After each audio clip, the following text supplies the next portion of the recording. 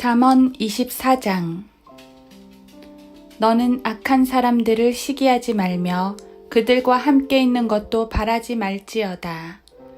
그들의 마음은 파괴를 계획하며 그들의 입술은 해악을 말하느니라. 집은 지혜로 지어지고 명철로 견고해지며 방들은 지식으로 인하여 모든 진귀하고 즐거운 재물로 가득 차게 되느니라. 현명한 사람은 강하고 정녕 지식 있는 사람은 힘을 늘려가느니라. 현명한 조언으로 너는 너희 전쟁을 하라. 조언자가 많아야 안전하리라. 지혜는 너무 높아서 어리석은 자가 미치지 못하나니 그는 성문에서 자기 입을 열지 못하느니라. 악을 행하기를 꾀하는 자는 교활한 자라고 불리리라. 어리석은 생각은 죄요, 조롱하는 자는 사람들에게 가증하니라. 네가 역경의 날에 낙담하면 너의 힘은 미약해지느니라. 만일 죽음으로 끌려가는 자들과 살해될 자들을 구해주는 것을 삼가고 말하기를 보라, 우리가 그것을 알지 못하였다 할지라도 마음을 감찰하시는 분이 어찌 주시하지 못하시겠으며 너희 혼을 지키시는 분이 어찌 그것을 알지 못하시겠느냐. 그분께서 각자의 행위에 따라 보응하지 않으시겠느냐. 내 아들아, 너는 꿀을 먹으라. 그것이 좋기 때문이라. 벌집을 먹으라. 그것이 너희 입에 다니라. 지혜의 지식이 너희 혼에 그렇게 좋으리니 네가 그것을 얻으면 그때는 상이 있을 것이며 너희 기대가 끊어지지 않을 것이니라. 오 악한 사람아, 의로운 자의 처소를 쓰러뜨리려고 숨어 기다리지 말며 그의 쉬는 곳을 해치지 말라. 의로운 사람은 7번 넘어져도 다시 일어나나 악인은 재앙으로 인하여 넘어지리로다. 너희 원수가 넘어질 때 기뻐하지 말며 그가 실족할 때 너희 마음으로 즐거워하지 말라. 주께서 그것을 보시고 불쾌히 여기사 주의 진노를 그에게서 옮기실까 하노라. 너는 악한 사람들로 인하여 초조해하지 말고 악인을 시기하지 말라. 악한 사람에게는 보상이 없을 것이며 악인의 촛불은 꺼질 것임이니라.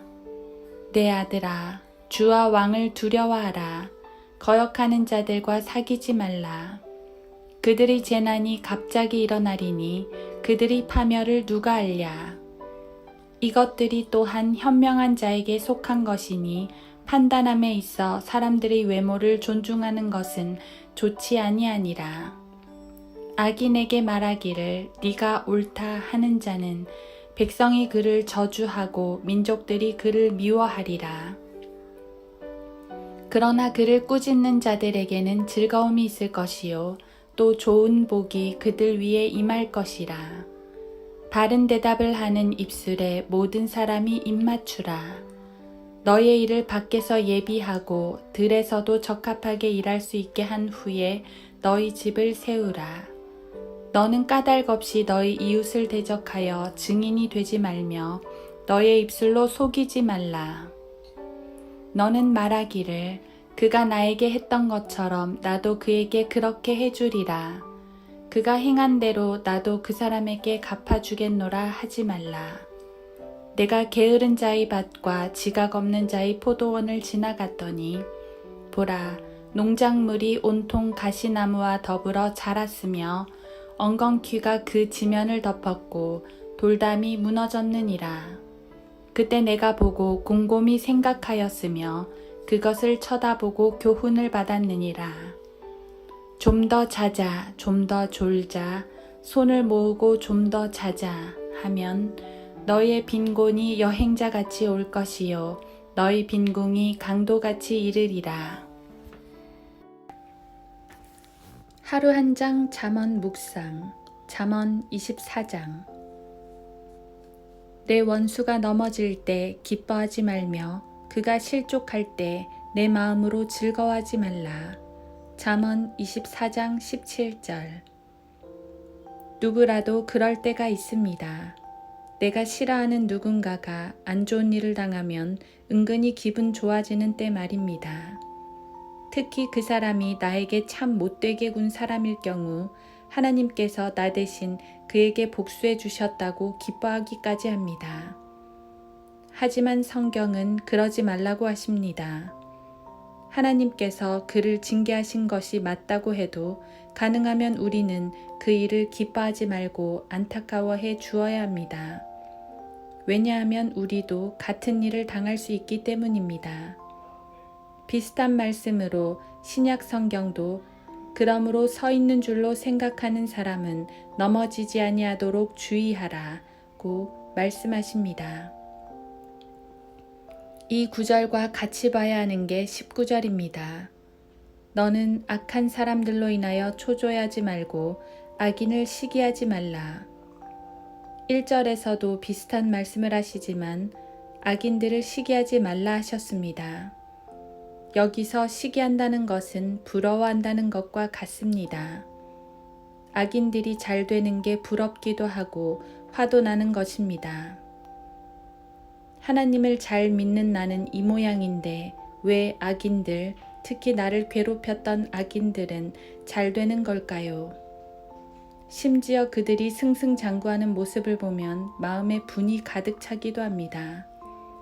그러다가 17절에 있는 것처럼 그 원수가 넘어지면 기뻐하는 겁니다. 마치 자기가 승리한 것처럼 좋아합니다. 하지만 이런 사람들은 자신의 정체성을 다른 이들과 비교하는 데서 찾는 사람입니다. 하나님께서 나를 사랑하시고 나에게 은혜를 주시는 것을 기뻐하면 그만인데 꼭 다른 사람과 비교를 하는 것이지요. 이런 사람은 무엇을 해도 만족이 없습니다. 물론 당장 내가 괴롭힘 당하는 상황이라면 하나님께 간구하는 과정에서 원수에게 복수해 달라고 기도할 수 있습니다. 하지만 내가 해방이 되었다면 더 이상 악인들에게서 눈을 떼는 게 옳습니다. 시기와 미움의 눈으로 계속 쳐다볼 필요가 없습니다. 왜냐하면 나를 세워주시는 주님께서 이미 내 편이 되어 계시기 때문입니다. 주님은 우리가 7번 넘어져도 다시 일으키시는 분입니다. 우리가 주님의 보호 아래 있다면 세상에서 가장 안전하고 행복한 처소에 있는 것입니다. 악인들의 상태, 원수들의 상태에 영향을 받을 필요가 없는 것이지요. 어차피 세상에는 멸망할 악인들이 많습니다. 그들에 대한 판단은 주님께 맡기고 우리는 주님의 은혜를 누리면 됩니다. 우리가 착각하면 안 되는 게 있습니다.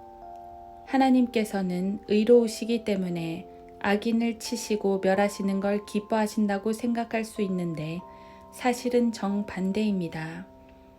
오히려 하나님께서는 악인의 죽음을 기뻐하시지 않습니다. 어떻게든 그들이 돌이켜서 살게 되기를 원하시는 분입니다. 그게 아직까지 악인들을 살려주시는 이유입니다. 그게 요나 앞에서 니느웨 사람들을 살려주신 이유이고 우리를 오랫동안 참아주셨던 이유입니다. 우리도 그렇게 자비를 받았습니다. 우리 곁에 있는 죄인들이 어서 돌이켜 회개하고 구원을 받았으면 좋겠습니다.